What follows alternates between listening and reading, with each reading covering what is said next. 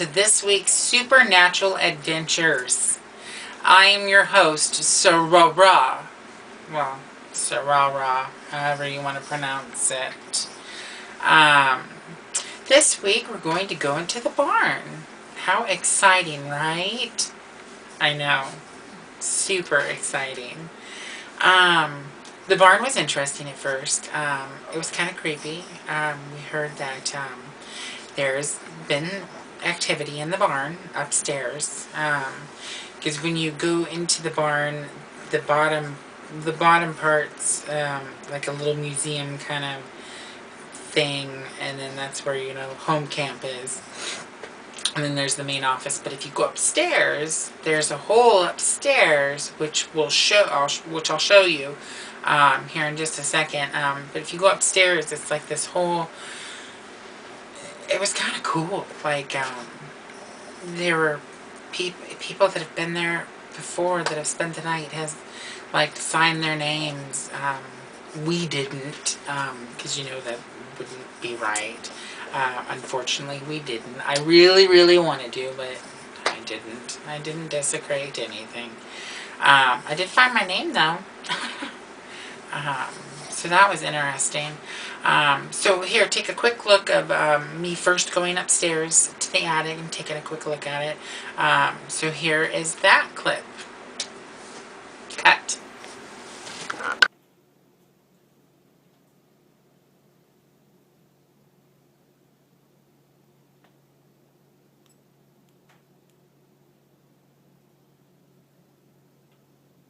Observe what? Voice. We're back to hear voices. Turn it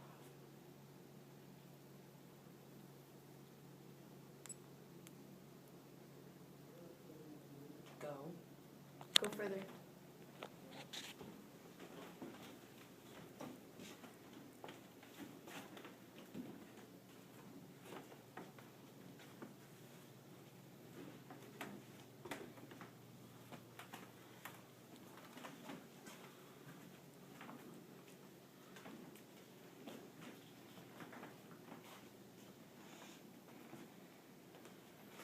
My mom just came outside. What was that?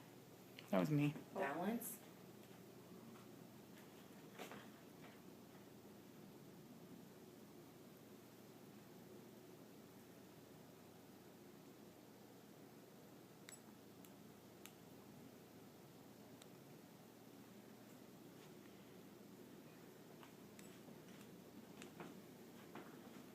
Theater, huh?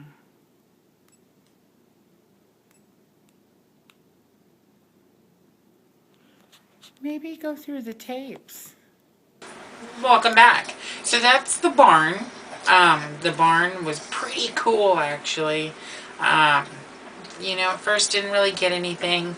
Well, I'll show some pictures here in a minute of the barn itself. I did get some orbs in the barn.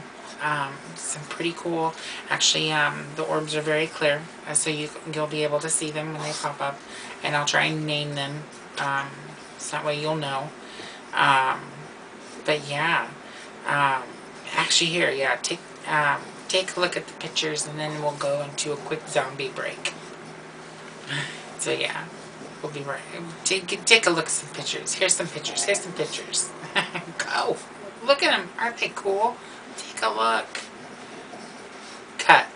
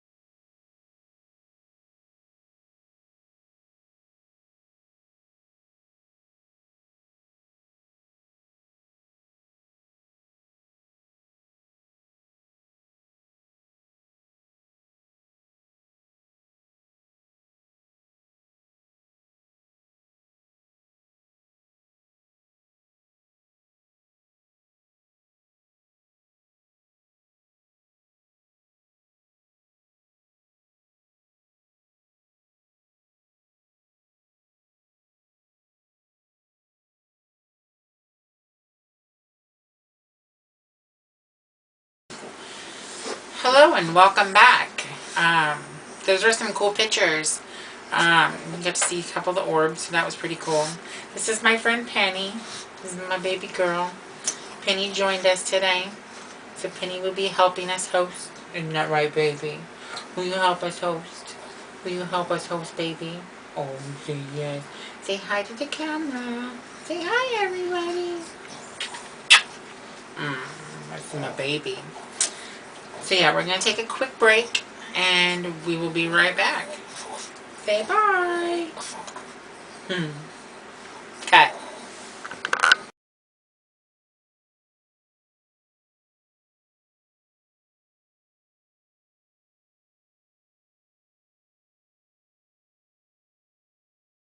Hi, and welcome back to Supernatural Adventures.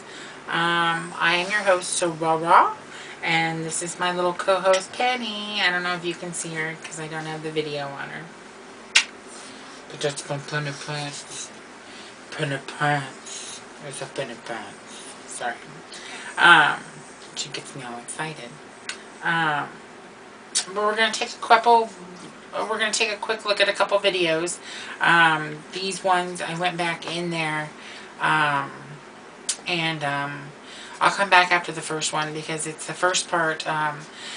When we were using Jen's paranormal thing on her phone, and it led us to the barn. There's a reason I've been going in order for these things, because that's the order that we visited the rooms in.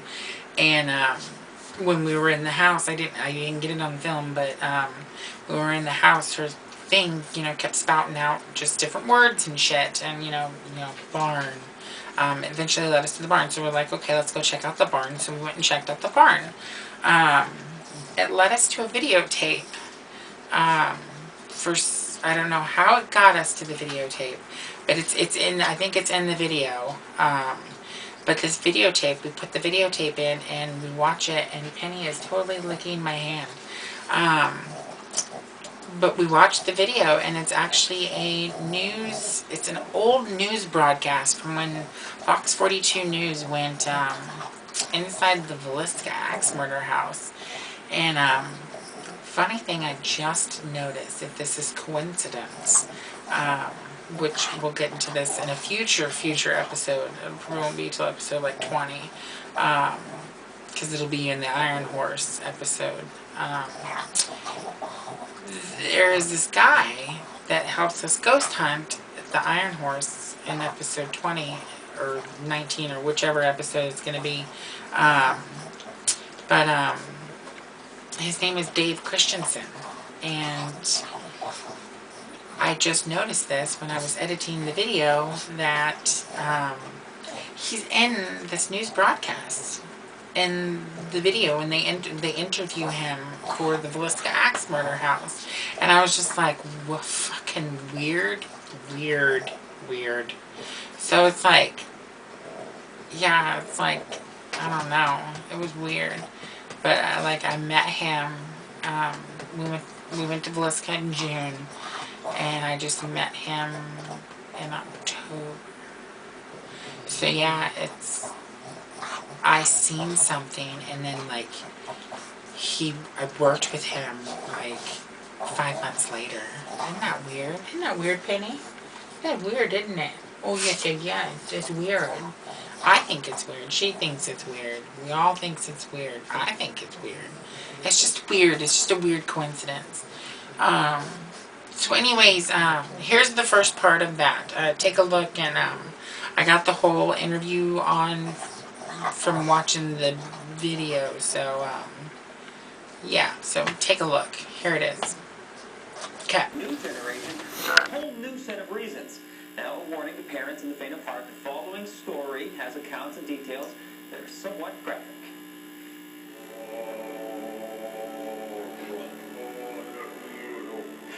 Truth about Villisca is yes, it has spirits in it. The sleepy village of Villisca, Iowa never wanted the attention that came in 1912. You saw the axe marks from the ceiling, and that would have been right up here. But in the spring of 1912, 8 people were murdered with an axe in this small home. bludgeon people to death takes a while. And the description of the crime is horrific. 1912, when the murders occurred, they knocked the Titanic off the front page. The murders were never solved, and the mystery is something folks here just learned to live with. This room seems to be one of the most active rooms, and I think it's because it's original. Darwin Lynn bought the home where the murders happened and restored it to the way it looked in 1912. Soon after, the mystery in the Villisca axe murder house took on new life. You could feel it on your skin. Leslie Christensen and her husband Dave run a company called Paranormal Investigation. They're self-described ghost hunters who spent 14 months studying the Villisca axe murder house with infrared cameras, electromagnetic field detectors, and still photography. Most of the time when we come across things in the house, they don't really interact with us. But in Villisca, it's different. The Christensens point to the moving orbs of light in the video they shot as proof of an otherworldly presence. And they're not alone, not by a long shot. Jeff Brown helped restore the home to its original look. And I was getting cold sensations, electricity running up my back, and feeling that somebody was touching Jeff my hand. Brown. There's been quite a few people run out of the house feeling that there was a presence here that was something of the paranormal that was not pleasant. For their part, the Christensens have volunteered their video to be analyzed by experts to see if it's a fake. And so far, nobody's taken them up on that offer. It doesn't look suspicious from, them doctoring the tape up. Jeff King works in video production. He says the Christensens' video couldn't be a fake, but stopped short of calling himself a believer. If someone showed me that as proof of ghosts, I wouldn't believe it. Jeff? Because there's several different things that could cause that light. I'm not out to make a believer of everybody, but if they're interested and skeptical, they need to spend one night in an area with us while we're working and make their decision. The Christensens stand by their work and remain convinced that an unnatural presence resides in the Villisca house. It's not Hollywood. People don't get thrown across. Hi, and welcome back. So that was the first part. I'm going to go right into the second part, so that way, there's no, forgetting. But yeah, here is the second part of that story. That way you guys can watch it as well. And see if anything weird pops up in the video. I don't know. But when we took the pictures, when we were watching this video. And that's where the orbs were. So it's like they led us there, and it's like they were trying to tell us a story, and it told us the story of the axe murder house and how and who was guilty and stuff. So take a look at that. Here's the second part. Okay. All 8 people inside were fast asleep. It was a heinous crime. It was a brutal crime. Josiah Moore, his wife, their 4 children, and 2 young guests were tucked into their beds one June night in 1912 in the quaint village of Villisca, Iowa. And what happened next changed this small town forever. Very sad thing that happened. It rocked the Midwest. Every blow was a perfect blow above the chin. Josiah Moore managed a hardware store in downtown Villisca. His work ethic was legendary. On Sunday night, June 9, 1912, Moore, his wife, their 4 children, and 2 of the children's friends retired to this modest home after church services. And before sunrise, all 8 would be bludgeoned beyond recognition. The people were all laying straight in bed. Their faces was all covered with cloth as if That's prepared for the guy that owns The the house. mirrors were all covered. And he died last Many summer. believe the killer waited in this crawl space until the family was asleep.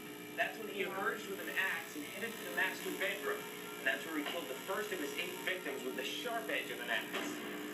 Josiah Moore was the first to die. The killer then used the blunt edge of the axe. Moore's wife Sarah was next. The killer then walked into the adjoining room and butchered the Moore's 4 children. Why didn't the people hear what was going on walking in the house. Why didn't they escape if they heard it? The Moore's guests, little Ina and Lena Stillinger, were the last to die, lying within arm's reach of their Sunday school Bibles. Why wasn't it ever solved? Days later, a funeral procession with 8 caskets stretched a quarter of a mile long on its way to the Villisca Cemetery. One of the earliest suspects was Moore's business rival and former boss, F.F. Jones. It was a crime at the time that it happened helped divide this town to a great extent. Jones, who lived in this sprawling estate, was the town's most powerful man. Many believe Jones felt there wasn't room in Villisca for 2 hardware stores. So he hired slaughterhouse worker Blackie Mansfield to wipe out Moore. But Jones was never tried or convicted. The case went cold for 5 years until a bizarre twist rocked Villisca once again. Just when you think you've heard it all, then along comes something else. An eccentric traveling preacher confessed to the killings. Reverend George Kelly said the Lord told him to suffer the children and slay utterly. But Kelly later took back his confession, and after 2 historic trials in this courtroom in nearby Red Oak, Reverend Kelly walked away a free man. We can't hide from this, and it's time we quit trying to. And now, 90 years later, there are new reasons why Villisca can't forget. Well, there are entities in this house. Some recent work by a team of paranormal investigators is drawing new attention to Iowa's most infamous mystery. Is it hocus pocus or proof of yet another chapter in a story that won't go away? Well, you can run, but you can't hide. Next Sunday night, in part 2 of our story on the Villisca Axe murders, we take a closer look at the work of a pair of ghost hunters who spent months inside the infamous home. Erin? Hello and welcome back. That was the last part of that video. That was pretty interesting, I think. But yeah, so there's that. That's really all I got for the barn. So I got actually a lot of footage for the barn. One of my favorite spots at the Villisca Axe Murder House, I do believe so. So there's the barn. Next week we are going to delve into the final part of our haunting experience with the cellar. Everything that we have, if I would have got more in film, everything that we had has led us to this point of something in the cellar. So we're gonna, me and Jen and Charlie are gonna go check it out. So and then that will conclude, and then we'll close up with the cemetery. So I enjoyed this episode. I don't know if you did. Penny's licking her paws, so I think I just lost her for the night. She's fired. Tell her she's fired. I need another dog, please. Sorry about that. Anyways, we hope.